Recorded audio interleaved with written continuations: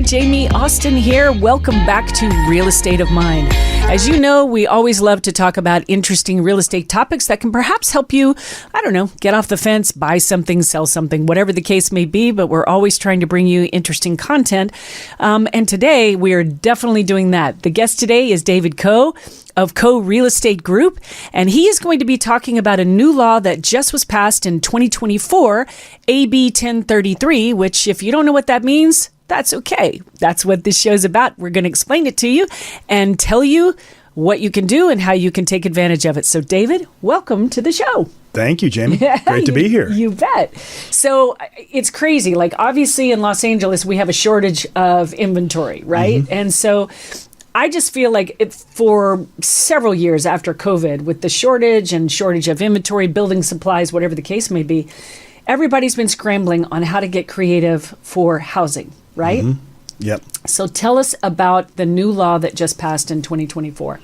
Yeah, I mean, look, it's no surprise there's a housing shortage in all of California, not just LA County. Absolutely. And, over the last, I'll say 10 years, there's been all these new initiatives to go through and try to improve housing. Right. The challenge with housing is, do you go tall and dense or do you kind of spread out wide? Well, we don't have much more space to spread go out. Wide, we don't. And especially in LA, we have a lot of single family or R1 zone properties that only allow for one residence. That's right. So a couple of years ago, they legalized the building of an ADU, which is an accessory dwelling unit. And it took a while for that law to kind of settle in and allow for construction of ADUs. A lot of cities challenged that.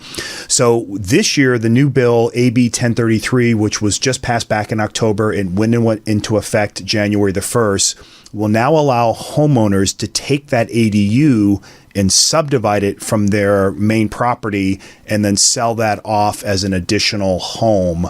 Versus right now with the ADU law, you can build an ADU. If you wanted to sell it, you'd have to sell the entire parcel, That's which right. would include the primary home does. and the accessory dwelling unit. That is a game changer, huge. Like if you have a 7,500 square foot lot and you have say a 2,000 square foot home, and then you built out an ADU, which is only taking maybe say 1,500 square feet of that lot, you still have land left over, but what do you do? Like if you wanted to sell the ADU, that wasn't even on the table a year ago. No. And so it's fascinating to me because I think it kind of brings up a couple of things. Like it will allow first-time buyers maybe to get into a market that they probably couldn't get in otherwise? I think that's the biggest part of this, is that you're creating affordable housing, but not because you're building affordable housing. You're just building smaller housing on smaller lots. Right. So much in California, our price is the land. So if you reduce the amount of land, and ADUs are meant to be accessory dwelling units, they're smaller than the primary residence. So if you're now creating a new housing unit in a neighborhood, but it's a half of the size of the home and half or a third of the size of the land, then technically the price should be half, of the price. So it's going to create, I think, a lot of opportunities for first-time homebuyers to get in and start building some equity. And, the advantages to the existing homeowners that own the lot are huge. And quite frankly, one of the things about this law that's different than previous laws that were passed is that it actually allows investors or developers to take advantage of this, whereas some other measures that California has passed have passed in the past did not allow investors to take advantage of these new rules. So explain that. How does an investor take advantage of it? So, if I am a single family home investor and I wanted, let's say, do a fix and flip on a property, or maybe I want to buy a piece of rental property, maybe I've inherited a piece of property that I want to convert to a rental. Now what I can do is create this new ADU and separate that and either sell each of the parcels individually, or if I'm a buy and hold investor, I can now keep both of the properties, but now because it's been subdivided, it's got a new APN. I can put additional debt on that rear unit as well as I can on the front unit. So it gives me more options as a homeowner, as an investor, to where, I can create another parcel, but don't have to go out and buy another piece of property. And another source of income as well that's on the books that you can use as a tax write-off, I'm assuming, as well. Exactly right. So let's say I already own the piece of property. Maybe I have a nice little 3-bedroom, 2-bath house, 1,600 square feet, and it's renting for $3,000 a month, right? I can now either convert a garage, a detached garage, or maybe I want to do ground up new construction. I can now create another rental unit that might be a 1-bedroom, maybe even a 2-bedroom unit, but I didn't have to go out and buy more land. I didn't have to acquire more property. All I have to do is go through the construction process of getting that permitted, building it, and doing some paperwork on the subdivision part of it.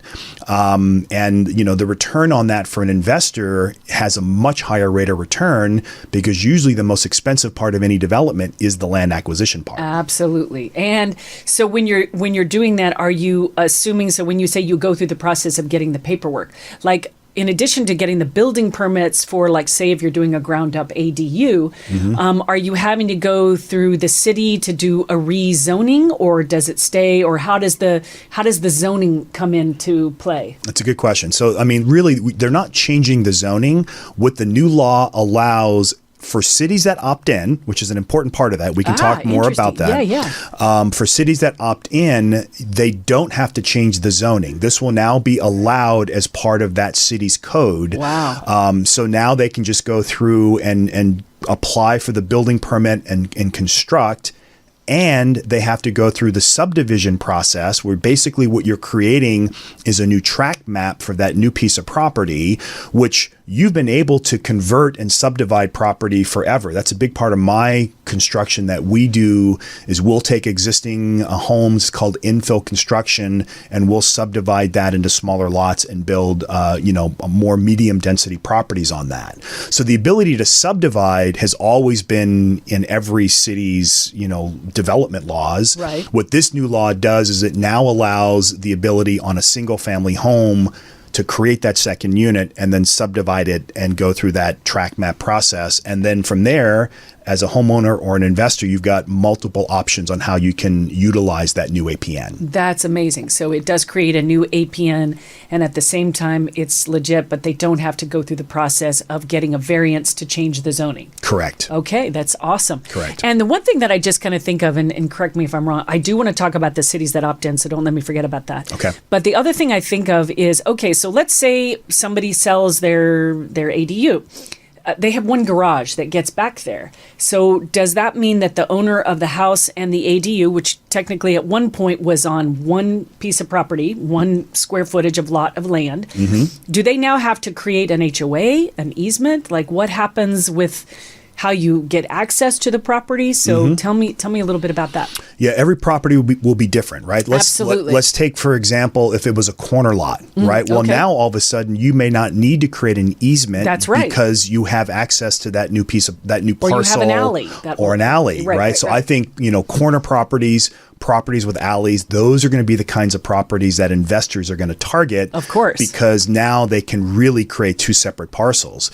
But if you're a homeowner and you have let's say you want to convert a garage detached in your backyard, you already have a driveway to get back there. Right. So as you go through the tract map process and you go through creating, you have to adjust the current APN because now you're losing some of your land. Right. So you would create an easement to allow that rear property owner to get access to their lot. And if you don't understand, like, this is sort of like we get in sort of with builders and realtors, we sort of know some of these terms, but if you don't know what an easement is an agreement between homeowners that if there is a particular section of the property that is not clear direct access to a property in itself, you have to create an easement so that you allow other people to use that road to get to the other property. Sometimes there's a utility easement. Actually, almost always there's a utility. Almost every property in California already has an easement for utilities. Absolutely, because sometimes utility companies,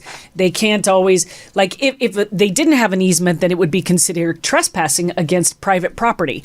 So you have to create an easement. And I'm just wondering, do you think that this, in essence, the other thing I think about is, like, drawing more traffic, or do you because obviously now you've got a single family home that's now cut into two, and you had an owner that might have 2 cars and now you might have 4 cars.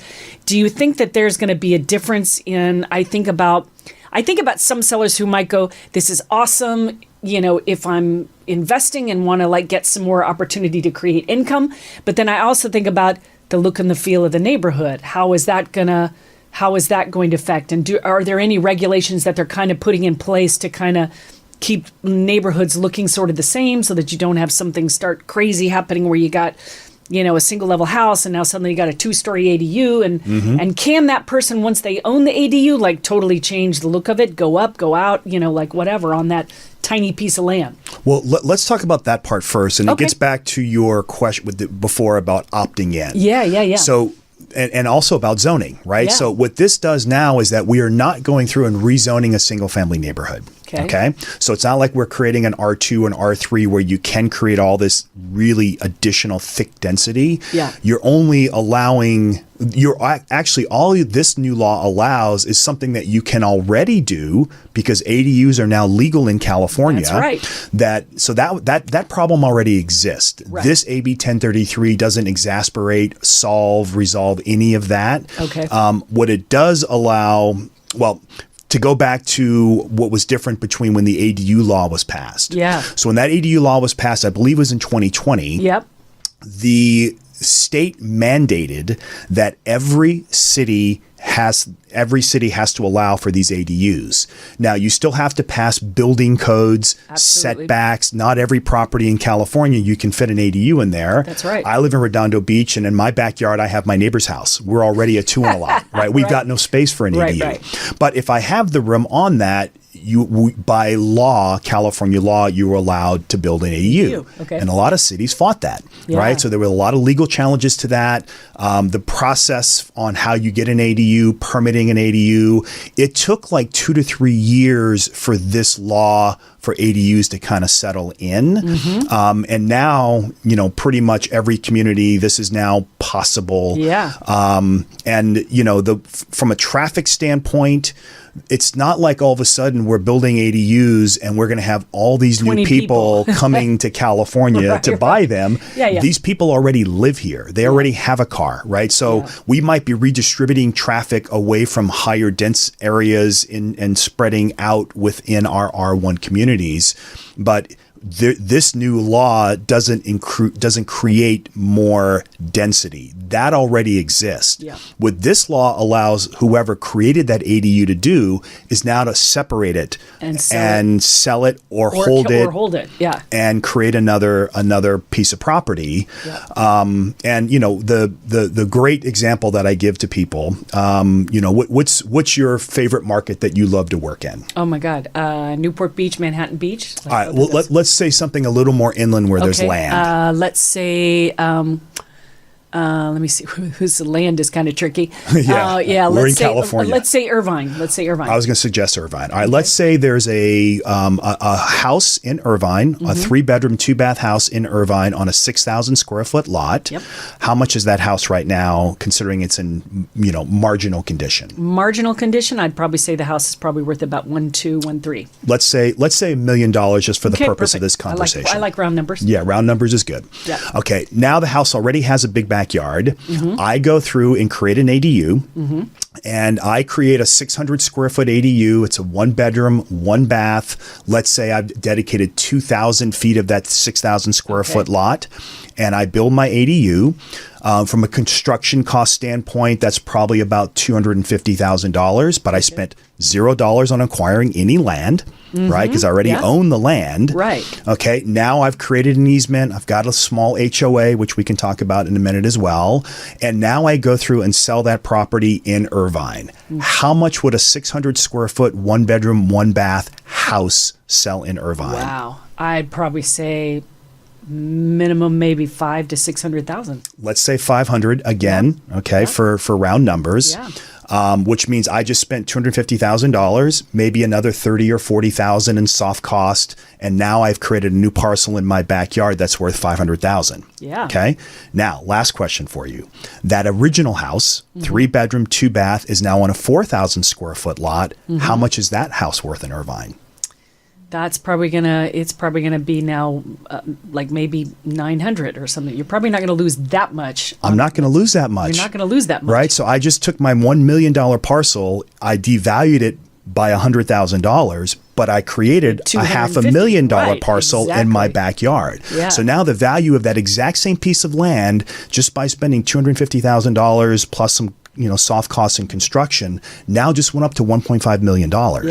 Yep. Right? So by doing the subdivision and creating the separate APN, even if I don't decide to sell it, maybe for homeowners, I'm a multi-generational situation. Yeah. Or I've got a teenager that I want them to have their own space or something along those lines. Or to start building like their own credit, and they could inherit it and start absolutely their real estate portfolio. Maybe you're older, you've got multiple kids, and you want to create 2 parcels, right? So they can each get a parcel. Yeah. Right. There's so many applications of how this law is going to work to help benefit California homeowners. Yeah. Even if they never actually sell off the parcels. But I do think there will be quite a bit of people. I mean, as a developer, we're actively looking for parcels in cities that we think are going to adopt the regulation, which is another thing we can talk about. Yep.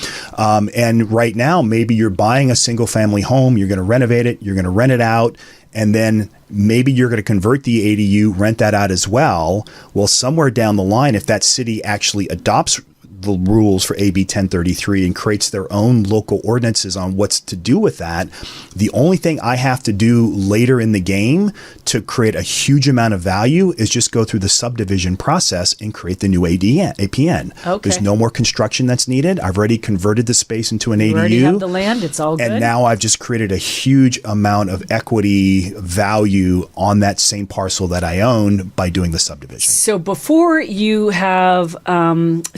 a city adopts the AB 1033, so are you going ahead and, like, let's say you're actively looking for properties, or even people that are, whatever, individual buyers now looking for a way to future build their real estate portfolio without having to buy separate parcels of land. If you could take one parcel, divide it, are you going ahead and getting the permits to go ahead and convert an ADU or build an ADU? So either way, like when you add an ADU on a piece of property, even if it doesn't get adopted, whatever, you're adding value to the land. You're adding value to the property. So no matter what, you're going to be increasing your equity, because then it's a potential rental income situation, even if this didn't exist, even if this law didn't exist. So you're going ahead and developing these ADUs, and then you're like, okay, but we're focusing on areas where we think they might adopt the program. So then all we have to do is then do the subdividing process and then get a new APN, and then you're good. Right. I mean, like you mentioned before, Laguna Beach and Newport Beach, those are great markets, right? Right. There's not a lot of big properties in there. And the ones that are big properties are usually very expensive homes. Absolutely. And those people probably aren't going to subdivide and put an ADU in their backyard. Probably not. Right. But the city of Los Angeles, the city of Long Beach, right? Yeah. And most of my market is in the South Bay or up here in the Valley,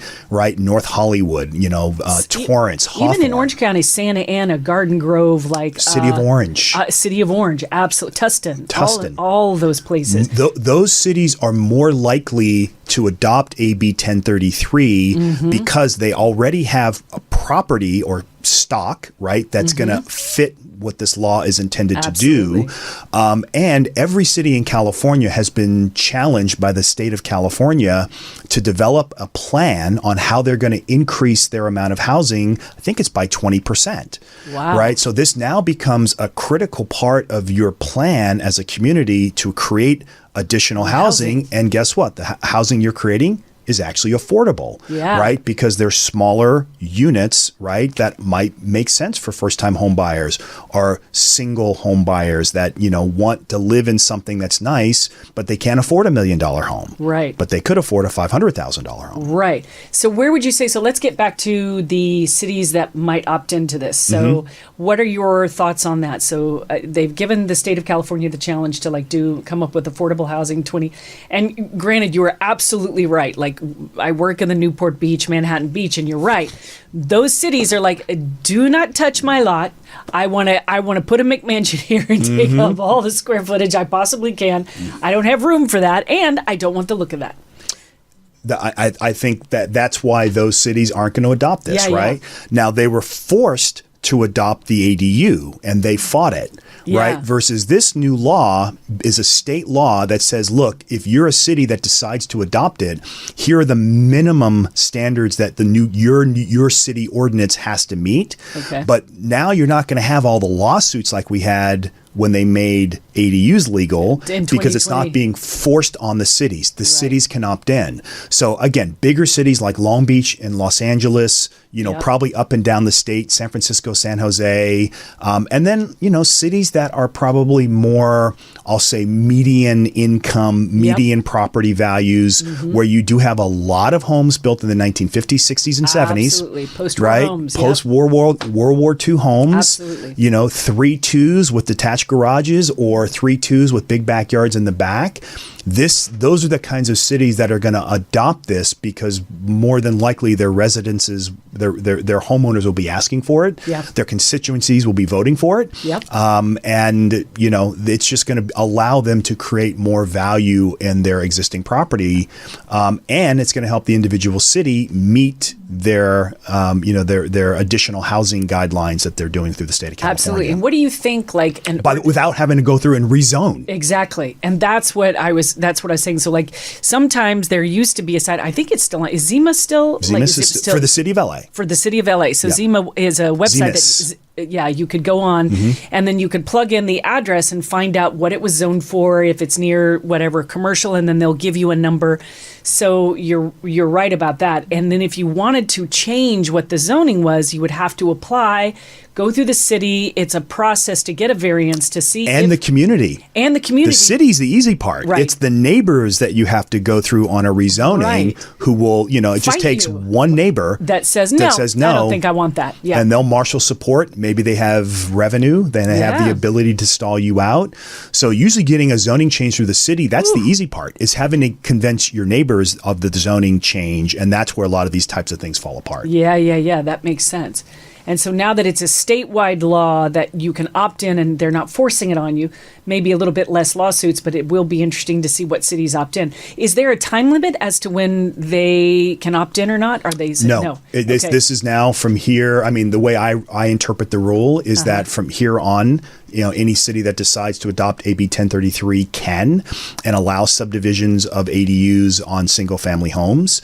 And not just single-family homes, you can also build ADU on multifamily homes. Okay. So if I've got an 8-plex, right, the California law reads that for every 4 units, you can build one ADU. So if now I'm a apartment building owner, I can build two. And maybe I've got some tuck under parking, or maybe I've got an area where there's just a canopy over parking. I might take parking away from a couple of my tenants, or I would charge for parking and I would take some of those spots away, build 2 new ADUs, and now I can subdivide that and then either sell those separately or put debt against them, just like a single family homeowner can as well. Wow. So this isn't just limited to single family homes. This kind of ties on to ADUs, where you can build an ADU if the city adopts it. Now you can subdivide it and let me reiterate that point. So 1 to 4 units, anything from 1 to 4, you can build one ADU. And then you would have, so if you had a 6-plex instead of an 8-plex, could you build 2, or do you need one ADU? So you have to get up to 8. And then another subsequent 4 to build 3 or whatever. So it's like every increment of 4, you're allowed 1. And you have to have space, right? Yes. You still have to meet all the guidelines on the building code for that city, on setback, on FAR, on... What is FAR for? FAR is floor area ratio. Okay. There's also height restrictions. Like you just because you can build an ADU doesn't mean you can violate what the building codes are for your zone. So if I'm built in an R1, if my home is in an R1 and I'm in Hawthorne, there are certain guidelines for how big of a home I can build based on the size of my lot. It used to be the size of your primary residence. So let's just say, for round numbers, 1,500. your ADU could not be more than double that or like half of that. So like the largest ADU you could build would be 750 square feet, correct? Yep. Or less. Or less. Or it could be 500. And again, this law doesn't change the requirements for what the ADU law does. That's right. You still can build the exact same ADU you could build from the law that was passed 3 or 4 years ago. Right. All this new law does is allow you to do is to now segregate it and subdivide it. There we go. And gives you all these additional options once you've gone through the subdivision. Which is why when you go to the city and you get the permits to build, you'll know what within that city and community would have ordinance-wise for building or whatever their restrictions are for building an ADU. And a lot of cities like LA, County of LA, they actually did build new restriction or new regulations on what you could do with the ADU. Interesting. Right? And some cities even allow you to build more than one for every 4 units. Wow. Right? So there are certain cities that have actually increased what you can do as a homeowner. So maybe more than one ADU and for under 4, like 1 to 4. Correct. Wow. Right? Okay. So what city is that? Where they have the land for that? I think it's in Orange County. I want to say it might have been Irvine. It could have been Brea. I forget what city it is, but there are cities that allow for more than what the state allows. The state law for ADU says that at a minimum you have to offer this. Right. But as a city, if you want to offer more, it's up to you. You can opt in and offer more and make your own ordinances as to what they're going to require. Correct. So whatever city you're in, you can. This law didn't change anything on what I could do to build an ADU. Right. The only change is how I can now subdivide it. Where would somebody go, like a layman, go on a website to find out, hey, if I'm going to start to kind of dabble in this,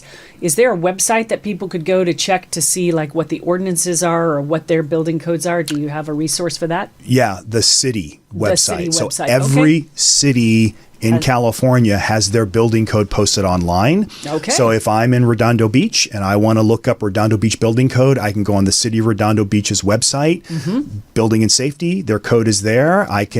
There's usually a map on the city's website where you can figure out what your zoning is in case you don't know. Okay. And then on there, it would say exactly what my FAR is, what my setbacks are, which are all probably things that a layman may not be able to understand.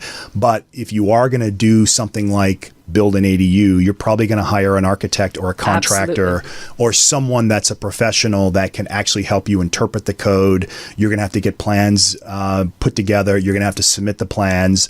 The hardest part of all of this will be building the ADU. The easiest part of this will be the subdivision. Okay. Right. So the subdivision and then whatever HOA, which we do need to talk about, let's talk about whatever HOA that you decide to create, that's just legal paperwork. Yeah. Right. Yeah, there's no construction. The hard part would be if that. you had to get another piece of land, which we are running out of land. We're not making any more. No, there's no more land. We haven't got any more land, so we got to work with what we got.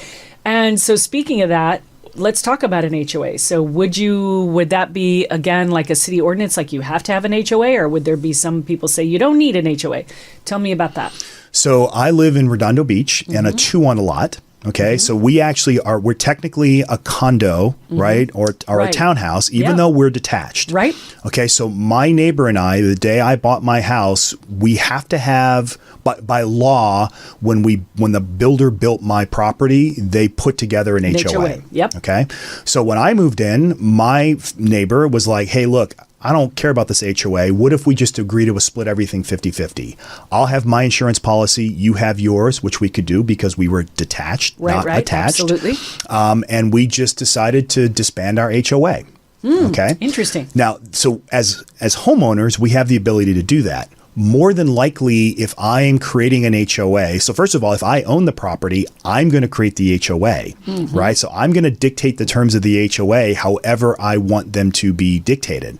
Now, obviously, I don't want to make them unfair, or whoever it might be, if I do decide to sell my ADU, might be like, hey, how come I have to pay for everything? Right. I'm not going to do this. 50-50 and I only have like 500 square feet and you have 4,000 square feet here. But what's different is that it's not like I'm creating an HOA for a 200-unit apartment apartment building. Exactly. And I have to have a management company, and I have to have a board, and I have to have all these rules and regulations. You would probably just hire an attorney for that and just get the paperwork these are going to be very simple HOAs at most. At most. Right? Like one or two page. I've sold a unit where it was like 1 page HOA. Yeah. And for those who don't know, I mean, I'm sure most people know the term, but HOA is Homeowners Association. So, yeah. Okay. So there will be a necessity to have an HOA. If you have an easement, you're probably going to, that gets recorded, and there'll probably be some rules on who maintains that easement, right? Where both of the homeowners need to have some kind of agreement. But that'll be part of, like, I might hire an architect to put together plans from my ADU for construction. Right. Then I'm going to hire an attorney who's going to come through and help me with my paperwork to do the subdivision map and help me put together the HOA and the CC&Rs. Yeah. Right. So there'll be another professional that you'll bring in, but the cost of doing that is way less than the architect. The fees may be the same for both, but when I'm done with the architect, I now have to go hire a contractor and go into construction, right? When I finish my plans for the HOA and the CC&Rs and the subdivision, I'm done. That's it. Yeah. And interesting. So you disbanded your HOA. Now, question, I'm going down probably not too much of a rabbit hole, but like, let's say you decided to sell your, and it's really unusual because Redondo Beach is one of those cities that it's hard to describe, but they do have a lot of properties that they're kind of long and skinny. But a lot of people have they are technically condos, but they can be standalone homes with yards and everything. And there's a space in between and then another home. They call them 2 on a lot. So on one piece of property, you have 2 separate homes. And I've sold a 3 on a lot where all 3 were attached, but only by 1 wall. But they were considered condos, but they were huge. I mean, they were massive. Some of these lots go on. Right. So if you were in that situation, they usually will keep the HOA because they need one insurance policy because it's one structure. Exactly. And you can't you can't take care of 1/3 of the roof. Right. Exactly it's a roof that's all continuous or a paint job that's all continuous. You don't want to have some guy going, I'll just divide a line here and paint mine bright orange and you guys can stay beige. Right. So there's usually things like that in place to kind of keep the look uniform. But if you were disbanding your HOA and now you've decided to sell your home and move to a different place, would you then have to reinstate an HOA or how would that work? Nope. I could sell my property and I can disclose to my new potential buyer that we no longer have an active HOA. Okay. We're not paying any dues. We have an agreement in place that says we're just going to split the repair on everything 50-50. Right? Okay. I take care of my backyard. He takes care of his backyard. Whenever there's really the big thing for us is the fence. We've had to replace and repair our fence a few times over the years. Wow, and you just we split the cost of that. 50-50. When we painted our homes, we just happened to do it at the same time, but he didn't have to paint his house when I painted mine. Yeah. Now I have a neighbor where we're friends and this works great. So I would disclose that. And maybe the new buyer would say, I don't want that. I would rather have an HOA. Well, then they may not buy my home. Right. Or maybe they'll buy it and then they'll try to convince my neighbor that, hey, look, I would like to activate the HOA again. Right. And if my neighbor says no, then they're stuck. Usually, correct me if I'm wrong, but usually the HOA also brings into like an insurance issue with like making sure that the property's insured and that you've got all of that stuff lined up. But again, if you've got a reasonable neighbor, which sometimes that's the wild card. That's the wild card. That's true. Yeah, not everybody can control their neighbors, right? And or what they consider maintenance. Yeah, and even in our property, our HOA doesn't require that we have insurance because we have no HOA. Okay. But our insurance companies require that the other parcel be insured. Yeah. Okay. Right. So that's one of the risks that I took. Each year we have to share each other's insurance policies to make sure that the other unit is insured. That makes sense. And if for some reason he stopped insuring his home, I might not be able to get insurance on my home. Oh, wow. If that one wasn't insured. So that is a risk that I took. But again, he's my neighbor, he's my friend, who's not going to insure their home. Right. It's kind of a mandatory part of owning a home is making sure it's insured. 110%. But it also kind of begs to the fact that just recently we've also had 13 insurance carriers leave the state of California. Getting insurance is a lot more challenging than it used to be. It's a lot more challenging and a lot more expensive. So yeah. I always say if you have a home insurance policy, whatever you do, keep it or make sure the policy hasn't changed and they don't just automatically up the price without letting you know. Yeah, that has definitely been a game changer. One thing that, so let's say you've gone through the process, now you've subdivided, you now have an ADU and all that good stuff.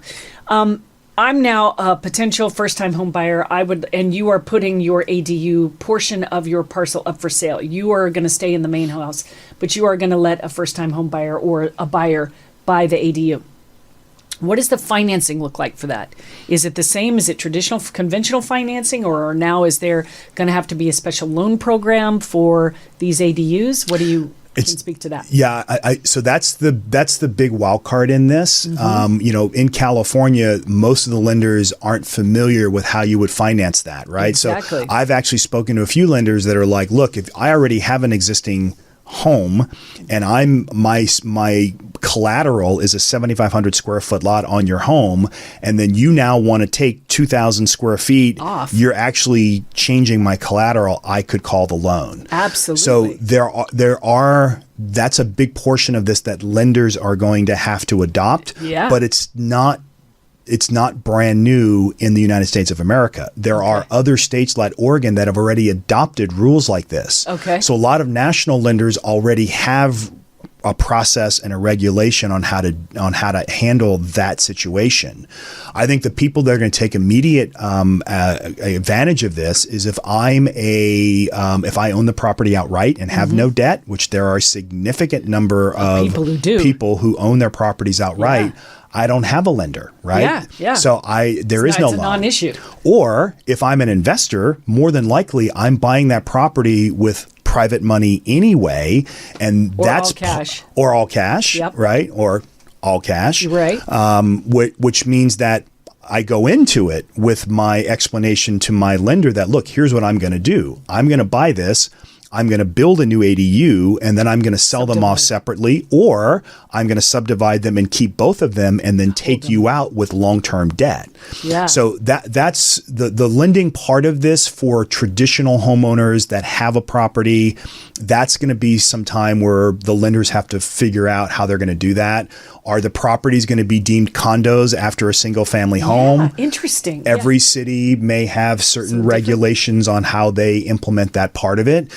So there's still work to be done on this. This has only been a law now for 2 months. Yep. And AB 1033 was the bill that was passed in October. Yeah. Kind of came out of nowhere. Yeah. Right. So there hasn't been a lot of thinking on the implementation of this. Right. That's what's probably going to happen this year. Yeah. I would say 2025 is probably where this is you're going to start to see the actual, execution of this in certain communities.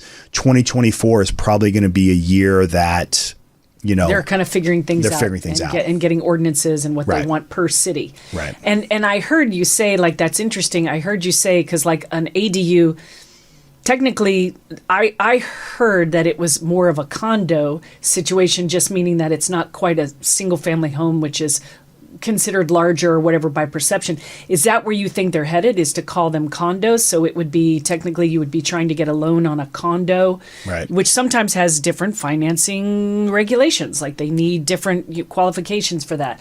And then would it be FHA approved, which is a national program? And then would it get involved with that? So you're right. I think that it's just at the very beginning. But I wanted to have you on the show because this is potentially a game changer for a lot of first-time home buyers, and definitely a game changer for all of those people that own properties outright. Well, I mean, I would say what's one of the biggest things happening in society right now that is affecting our supply is that older people want to age in place. Yes. Right? Like those people that were in their 60s that used to sell their house and move into a condo, they no longer want to do that. They want to age in place. But maybe they're on, a restricted income now, right? Right. Well, this allows those kinds of people who have a pretty high probability of maybe having their house paid off already, where they don't have to leave their neighborhood. They don't have to leave the community where all their friends are. They don't have to leave the community where all their doctors are, where their favorite restaurants are. Yeah. They can now build an ADU in the back when they're done, sell it, recoup a huge amount of capital, right, that they can also use to live on and never have to leave their home, right? So, and then really not even be that inconvenienced by construction, because all the construction's happening in their backyard. That's right. Or the flip side too is that a lot of things I'm seeing with the people like that too, they're also empty nesters. Or they're getting down and they're downsizing. Right. So maybe what they'll do is they'll build the ADU and move into the ADU, keep the property, absolutely, keep both of them, move into the ADU, and then rent out the front house and get income that way. So there's like rent out the ADU, or right? Rent out the ADU. Let's say I am a older person in a home and I have bathtubs that I can no longer step in. Right. I've got a kitchen countertop that's too high. Yep. I could now design my ADU to make it compliant, so that for me. Yeah. And then you're right. Absolutely. Sell off the house, or maybe even have a family member move into the house, rent it off. And now I've got someone who's a caregiver, right, living in the front house in front of me. I can just see where that could work either way. Like they can stay in the house, but if usually you're talking probably not too big of a home, like you said, like a 3-2, maybe 1,600 square feet. But if the home isn't really geared for them, or let's say by whatever reason you've got a 2-story home and that person can't do stairs anymore, then they could build a compliant ADU for all of their needs, whatever they need. And if they wanted to downsize into that, keep it, sell it, whatever, they've got income that they can live on for the rest of their lives. Again, to me, that's the thing that I like about this law, is that it provides so many options to people. Absolutely. Options to investors, right?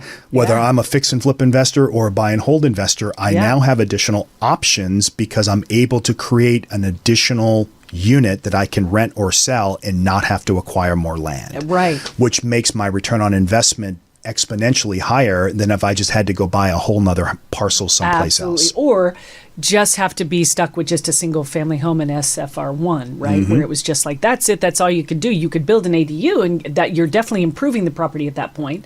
But this will allow you to have a lot more options with it. So I can definitely see that. I may be a duplex investor, right? I could go buy a duplex that has a detached garage, convert the garage to an ADU, subdivide it, keep my regular structure as one duplex structure. Yeah. Now I have a separate APN in the back that I have another rental unit. Yep. And the fact that it has a different APN, I can now put debt against that one. And that property is now appreciating the same way my front property is. Yeah. In California, property appreciates on average about 5 to 6% per year. Yeah. So now instead of having just one lot at $1 million that's appreciating at 5 to 6, I now have 2 lots valued at 1.5 million from our example earlier that are now also getting appreciation. So that's amazing. The cash flow perspectives, the long-term appreciation perspectives on this is a game changer for smaller California investors. Yeah, and the way to win and to build your wealth portfolio without having to acquire more land, which is where we here are at a loss. Like you have to, it's like funny. I say to clients, well, I can get you a house east of town where we might find a 7,500 square foot lot or an 8,000 square foot lot. And please don't laugh, all of you in the Midwest. Like I'm from Texas, honey. I know land when I see it. And those kind of lots, a minimum of 12,000 or a quarter acre, no problem. Doesn't exist where we are, especially not inland and closer to the water. It just does. In fact, even the closer to the water you get, the less land there is. So it's kind of interesting to kind of see how this could definitely be a game changer. So anything else you'd like to add about the law or what you're finding out when you're personally looking for things? Like you said, obviously a corner lot would be fantastic because you wouldn't have to build in necessarily an easement. It really does depend on the position of the lot and where it is and all that good stuff. But for any layman, would there be anything that you would advise them to do? Yeah, I think right now, look, if you're interested in this, just build the ADU, right? Yep. That's already completely legal. Get your permits, do that, get it out of the way. Get your permits, start construction, rent it out, have a family member move in there, whatever you're going to do, and know that you may have the ability based on your community to then at some point in time go through the subdivision process. You might want to, I know specifically the city of Los Angeles is already working on their rules and regulations on this new AB 1033. Any ATA on that? No ETA, but again, the city of LA has a housing shortage. So this is something for them that they can use to solve their problem and meet their requirement with the state. And it's affordable housing, right? More affordable than just someone building a condo complex and selling condos. So yeah, you can talk to your city, ask if this is something they are working on. The city may tell you there is no way we're ever going to allow this. Okay. Or the city may say, hey, listen, we actually think this is a cool idea.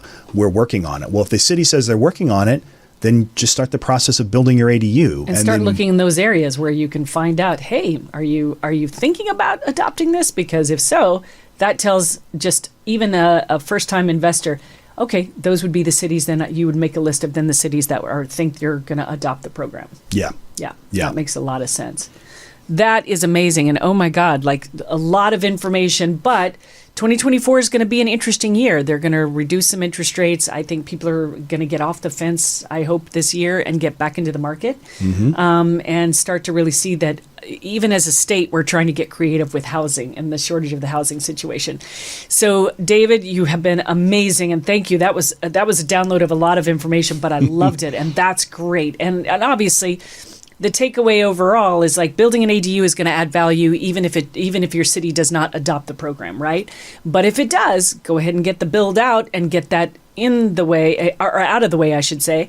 And then if the city does adopt it, see if your ordinances are all approved. And then if so, then you could subdivide and then potentially create additional income for yourself. The ADU might be the cake. Yeah. This new AB 1033 could be the frosting. Absolutely. Right? I love it. And so eventually this may be something that comes in and gives you the opportunity to do that. But, this has been in effect for a couple of months now. You could probably go to your local building department. You could call them and just say, listen, is this something that you guys are actually working on? Yeah. And they would probably tell you. That's amazing. So, David, if people wanted to get to reach you or find out more about what you're doing with your fix and flips and also your investments and stuff, how would people reach you? Well, you can go on my website. It's david@coregroup.com, or on Facebook, you can find us at Co-Real Estate Group. Or you can send me an email. My email is david@coregroup.com. And I have to give a little secret. David's also in my office, and I love him. We love to work together. We get certified together on a lot of stuff, and we always are talking like what's happening in the market. And I just love that. It's really nice to have, people that are forward thinking and are always looking out for the next best thing, which is awesome, which is great, which is what I like to bring on the show. And I'm glad you're doing this. I mean, getting a platform to share this information. I really think this is the most significant piece of legislation that for California housing. It's not going to solve everything. No. But it's going to create a significant chunk that's going to help us and our affordability as a state. So absolutely. Thank you for giving me the platform to talk about it. Absolutely. My pleasure. 110%. And also, guys, as you know, Real Estate of Mind, we love to do this. This is what we're all about. We love to bring you things that maybe you wouldn't have thought about, but want to talk about. And if I've missed something, you know what? Reach out, like and subscribe to Real Estate of Mind. We're on YouTube. And yeah, you can even put in a comment, like if there's something that we haven't covered that you'd want to see us have a topic of conversation about, please feel free. Let us know, because without you, there is no us. And we're also on Instagram at My City of Angels and OC and Me for Orange County.